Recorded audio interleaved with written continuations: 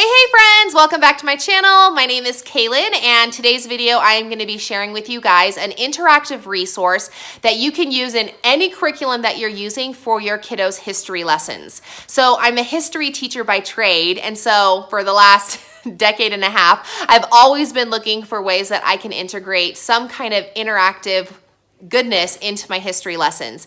History is typically known as the subject that's less exciting. Some kids think it's kind of boring. So especially in those younger years, I think it's important to find any way that you can to kind of spice it up and make it a little more interactive.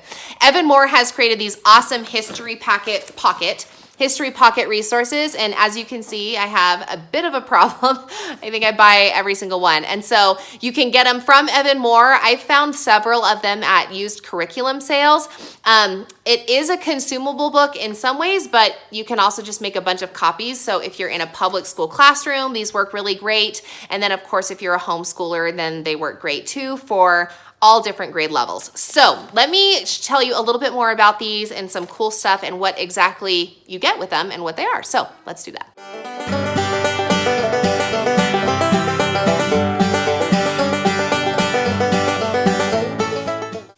Okay, so I'm trying to think the best way that it is that I can talk to you guys about these. So I'm gonna share with you guys 7 of these history pockets that Evan Moor offers. And I'm not sure how many that they have, but the ones that I have cover 1st grade through 6th grade. So there's a few subjects that are just 1st through 3rd graders, and then I have a couple books that are 4th through 6th graders. So that's super awesome because if you're teaching a wide range of kids, then you can hit them all and they can all do the same activity. Also, like if you're getting different levels, maybe they're all 3rd graders, but some of them are more advanced than others, then this is just a really great way that you can scoop them all up and teach them in a fun, interactive way. So what a history pocket is, let me show you the finished product first.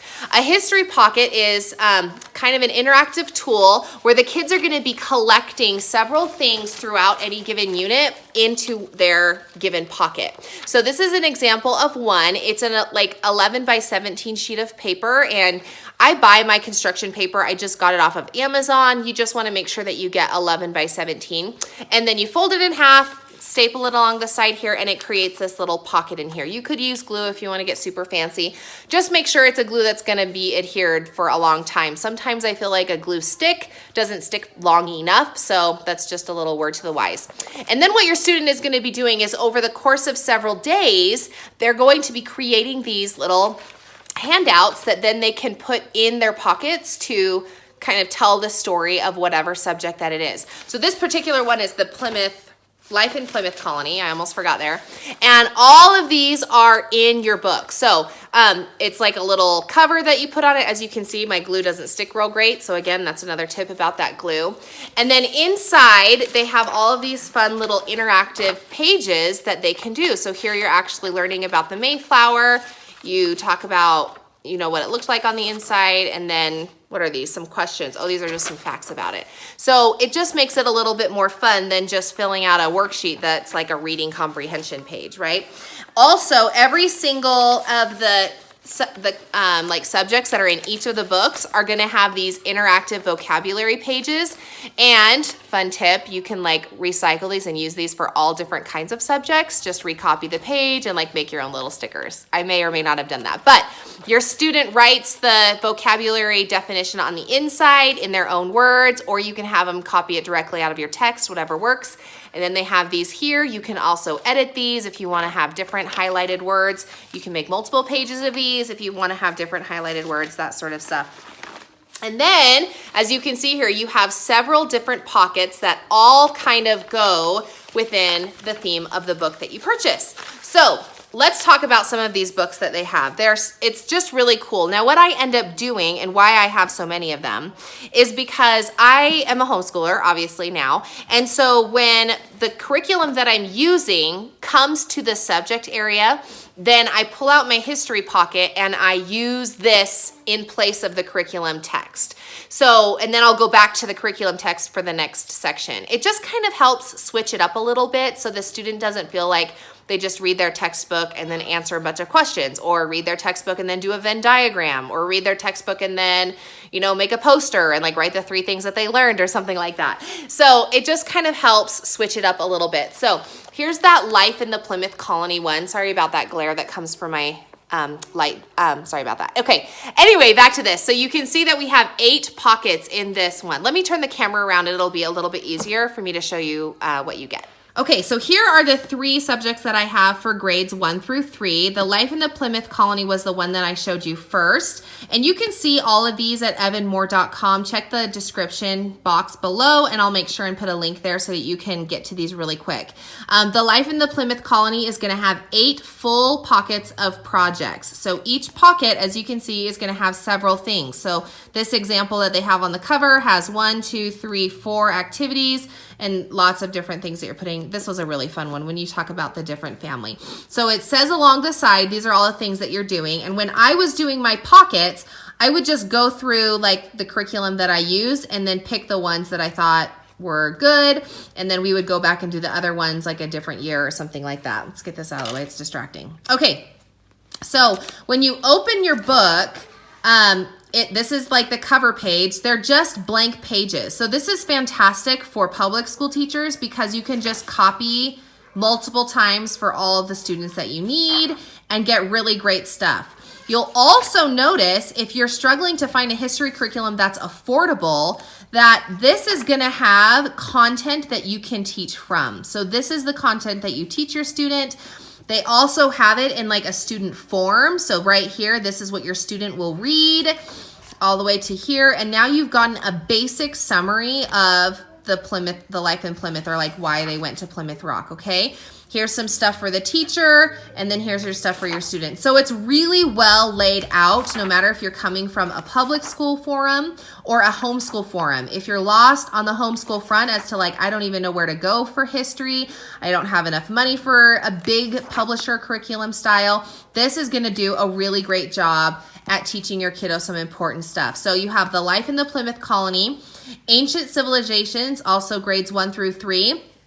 You're going to be able to cover Mesopotamia, Egypt, Greece, Rome, China, and the Aztec world, and it's laid out exactly the same, okay? So each pocket, this is going to be your pocket like front title page.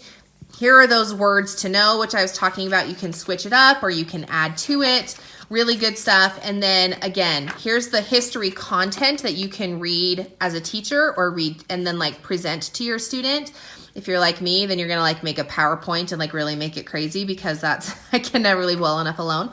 And then this is content that your student can read on their own. So it's really well laid out. I'll show you this too. This is that page that I was saying you can reuse and recycle for any subject for just like an interactive vocabulary thing. So that's kind of a nice little tool there.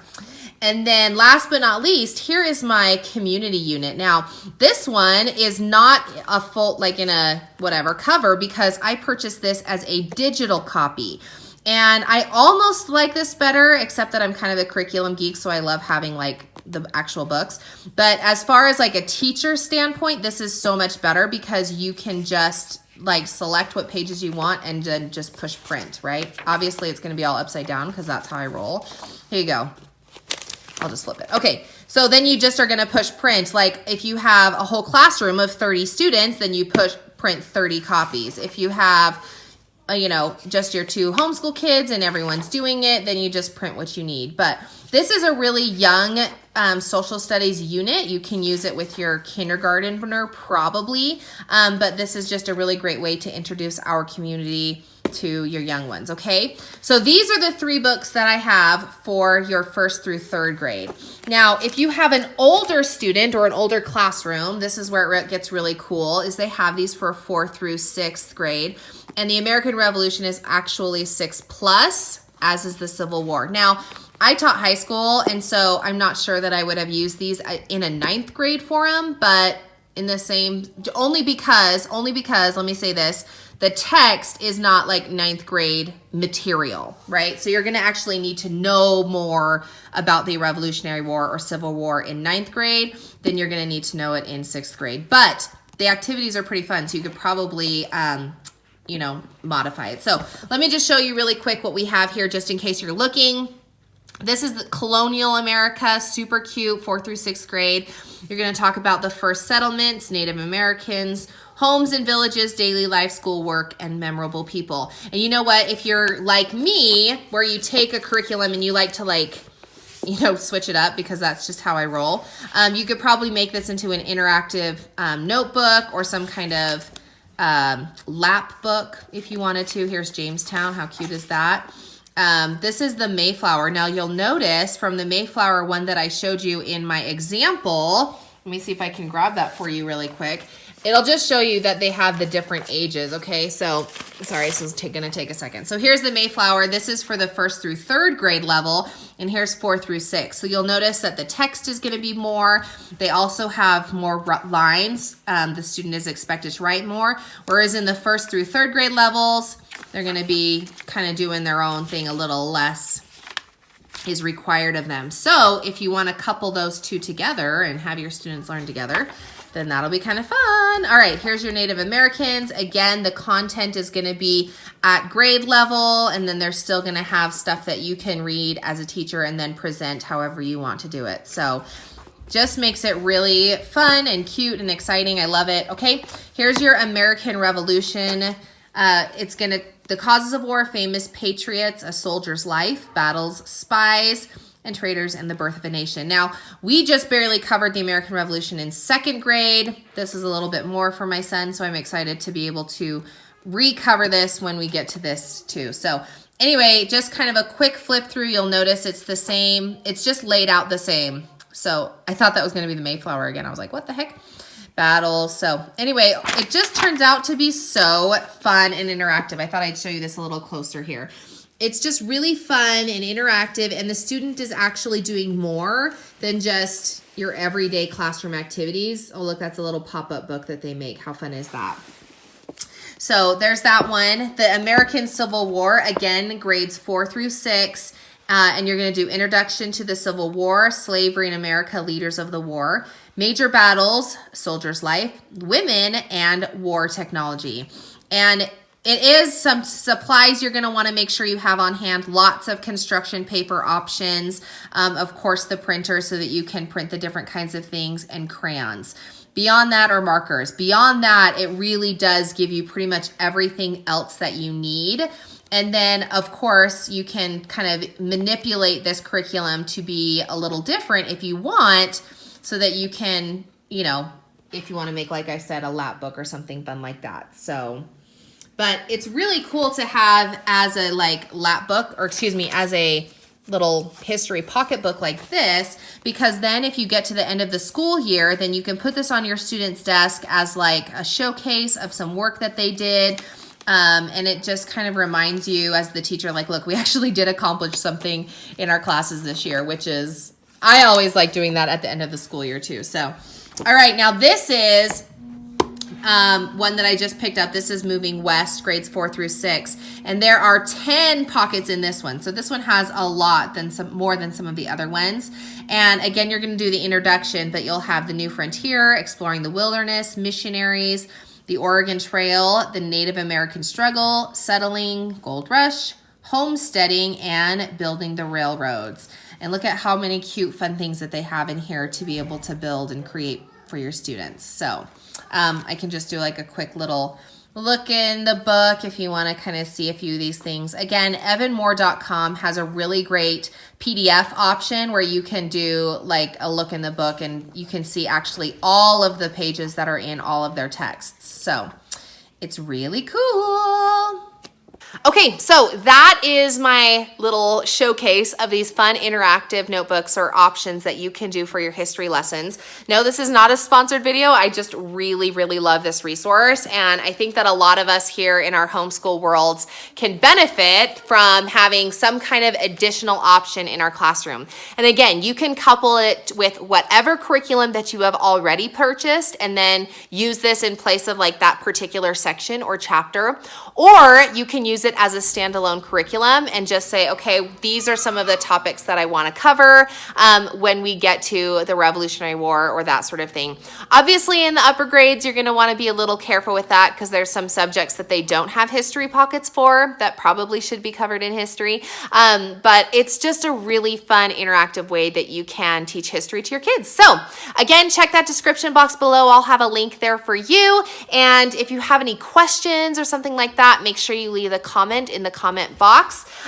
Give this video a thumbs up. Show me some love. I always love to, see that the content that I'm making for you guys is valuable. And if you are not yet subscribed to my channel, I'd invite you to do so. We have a third grader, a first grader, and a preschooler this year. So our homeschool life videos will be rolling out as soon as we start our school year in the next couple of weeks. And then you can follow along with a curriculum that I've picked and all the homeschool life that we have going on there. So anyway, thanks so much guys for watching another one of my videos, and we'll see you all in another one.